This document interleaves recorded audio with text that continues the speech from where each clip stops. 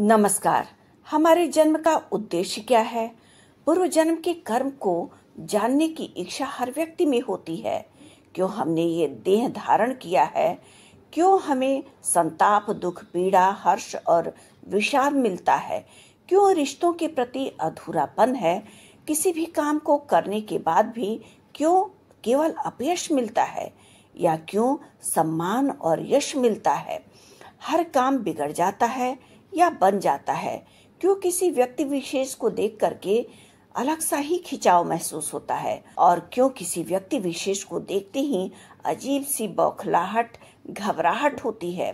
इसी तरह के अनेकों सवाल हमारे अंतर्मन में उठते रहते हैं और उन सवालों के उत्तर हम नहीं ढूंढ पाते हैं, क्योंकि हमने अपने इस देह को ही अपना अस्तित्व मान लिया है। आत्मा ने इस देह को धारण किया है अपने अनंत जन्मों के कार्मिक यात्रा को पूर्ण करने के लिए, यानी जो हमारे कर्म बंधन है, प्रारब्ध के रूप में हमारे जन्म कुंडली में ग्रह दिखा रहे हैं, उन ग्रहों की मौन भाषा को समझे बिना हम इस देह से माया रूपी खुशियों को पाने के लिए उलझते जाते हैं। कई जन्म के बंधन के कारक को सच्चाई मान लेते हैं।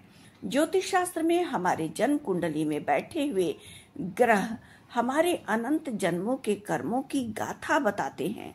प्रारब्ध के कई जन्मों के कर्मों की सच्चाइयों को जानने का माध्यम होता है ज्योतिष शास्त्र। ज्योतिष शास्त्र के माध्यम से व्यक्ति अपने पूर्व के कई जन्मों के कर्म बंधनों को जान सकता है और इस जीवन में इस देह को धारण करने के साथ उसे किस तरह के कार्मिक ऋणों से उऋण होना है, ये भी समझाने का माध्यम बनते हैं हमारे जन्म कुंडली में बैठे हुए ग्रह। व्यक्ति अपने इस जीवन में कई जन्मों के कर्मों से कितने सत्कर्म की पूंजी लेकर के आया है, या पीड़ा, दर्द, निराशा, हताशा लेकर के आया है, असफलता लेकर के आया है, ये सब कुछ जानने का माध्यम होता है जन्म कुंडली का 5वां स्थान। पंचम स्थान का स्वामी जन्म कुंडली में जिस भी स्थान में, जिस स्थिति में बैठा होता है, वो बता देता है व्यक्ति के पूर्व के कई जन्मों के कर्मों की कहानी। पूर्व जन्म के संचित कर्म का स्थान जन्म कुंडली का पंचम भाव है। पंचम भाव और पंचमेश की स्थिति ही व्यक्ति के पूर्व के कई जन्मों की कहानियों को व्यक्त करने में मददगार होता है। अब 5वें भाव से 5वां स्थान है जन्म कुंडली का 9वां भाव, यानी भाग्य का भाव।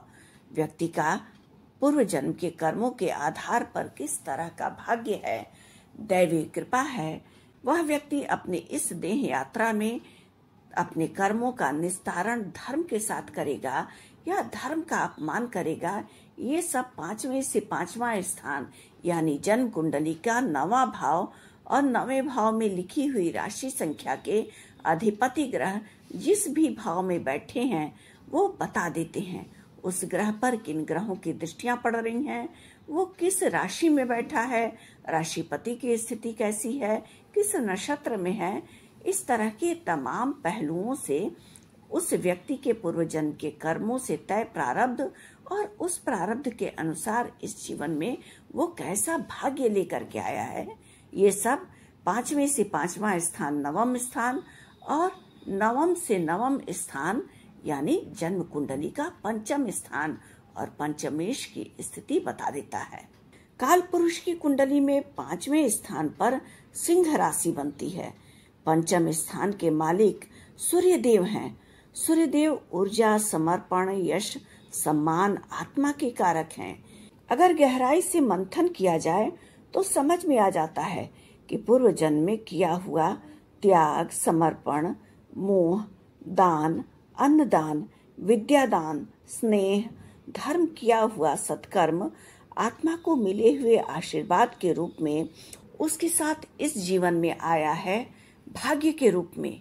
उदाहरण के लिए पंचमेश की स्थिति जन्म कुंडली में अच्छी नहीं है, शुभ स्थिति में पंचमेश नहीं बैठे हैं, त्रिक भाव में बैठे हैं पीड़ित होकर के, और उसके बाद 5वें स्थान पर अगर राहु बैठ गया है तो जीवन के उलझनों से व्यक्ति इतना ज्यादा दुखी होता है क्योंकि उन्हें अपने पूर्व जन्म के कर्म को न चाहते हुए भी कोसना पड़ता है।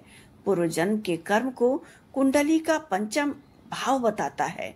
व्यक्ति अपने पूर्व जन्म के कर्म से आशीर्वाद लेकर आया है या दुख, पीड़ा, संताप, ये सब भाग्य से 9वां यानी जन्म कुंडली का 5वां भाव बता देता है।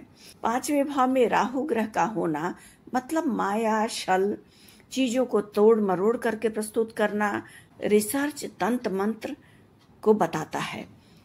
5वें भाव से हम संतान को भी अपने देखते हैं, अपने ज्ञान को भी देखते हैं।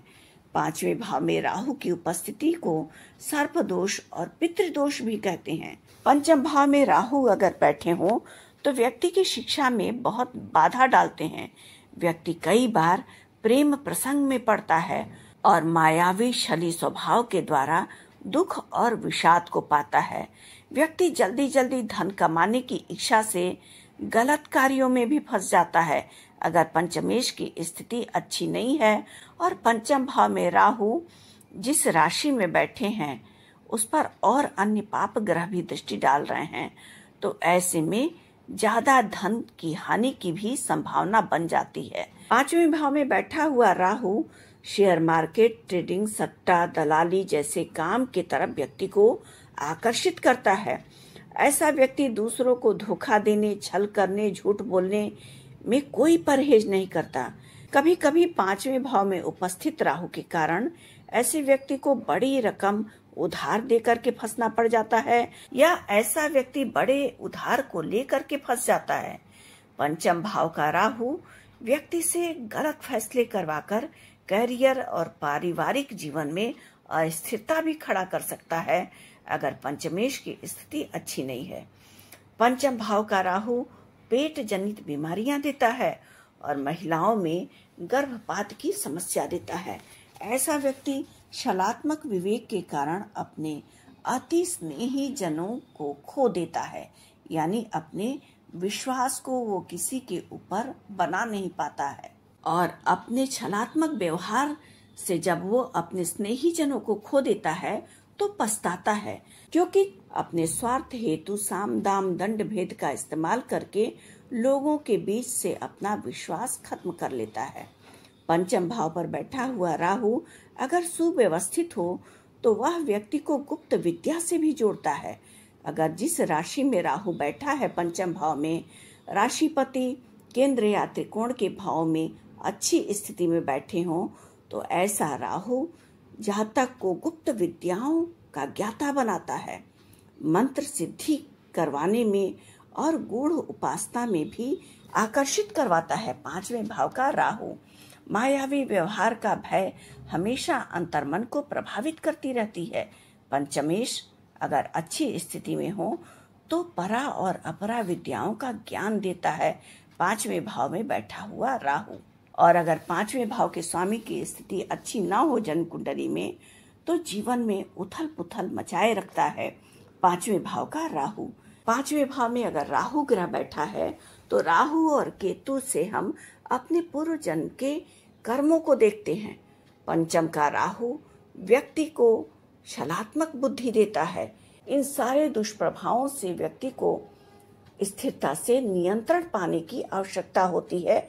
इस जीवन में पूजा पाठ करके, ईश्वर की साधना उपासना करके। अगर 5वें भाव पर राहु ग्रह बैठा है तो ऐसे व्यक्ति को छिन्नमस्ता देवी या माँ दुर्गा की पूजा आराधना करनी चाहिए, क्योंकि राहु माँ की शक्ति से डरता है। बाकी राहु ग्रह को कोई भी भयाक्रांत नहीं कर पाता है। हम प्रत्येक ग्रह के शुभ कारक तत्वों को समझ करके उसके साथ निश्चलता से उसका सम्मान करके आगे बढ़ सकते हैं जीवन में। राहु ग्रह हमें अनैतिक बनाता है, उस तरफ खींच करके कपट में उलझा देता है। अगर हम स्वयं पर नियंत्रण रखें और शक्ति की आराधना करें तो हम राहु के दुष्प्रभावों को शुभ प्रभाव में बदल सकते हैं और राहु की अपरंपार ऊर्जा का सदुपयोग करके अपने जीवन में सफलता पा सकते हैं, तरक्की पा सकते हैं। जन्म कुंडली के 5वें स्थान को आत्मा का एंट्री स्थान भी कहा जाता है, यानी प्रवेश द्वार भी कहा जाता है। आत्मा पूर्व के कई जन्मों के कर्मों का किस तरह का बंधन लेकर के इस देह को धारण कर रही है, मनुष्य जीवन में किस तरह के कार्मिक ऋणों से उसे उऋण होना है, ये जन्म कुंडली का 5वां भाव और पंचमेश की स्थिति बता देता है। अगर इस भाव से राहु और केतु का संबंध बन जाए और पंचमेश की स्थिति अच्छी न हो तो व्यक्ति को शक्ति की आराधना करना चाहिए और राहु के शुभ कारक तत्वों को अपने जीवन में बहुत स्थिरता और गंभीरता के साथ बढ़ाना चाहिए। शुभ राहु आपको अपरंपार सफलता भी दिलवा सकता है और अशुभ राहु आपको गर्त में भी गिरा सकता है। तो आज के लिए बस इतना ही। हमने इस वीडियो के माध्यम से पंचम भाव के बारे में जाना, जिस भाव से हम संतान को देखते हैं, ज्ञान को देखते हैं, पूर्व जन्म के कार्मिक ऋणों को देखते हैं, और उस भाव से अगर राहु ग्रह का संबंध बन जाए तो किस तरह का फल देता है, ये जानकारी हमने प्राप्त की। उम्मीद है आपको हमारा ये वीडियो पसंद आया होगा। हमारे वीडियो को लाइक करना ना भूलें और हमारे चैनल को सब्सक्राइब करना बिल्कुल भी ना भूलें। धन्यवाद।